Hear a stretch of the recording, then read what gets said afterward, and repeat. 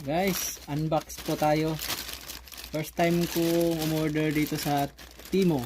Kung sa Pilipinas, Shopee or Lazada, pagdating naman sa ibang bansa, Timo or Shein.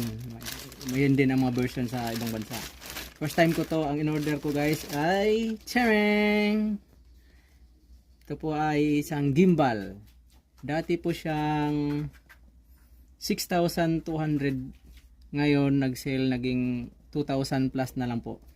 Sulit na to siya guys. Okay, samahan niyo ako. Excited na ako guys.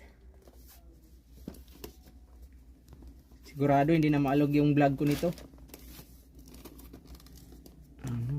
Tanggalin lang natin ang plastic.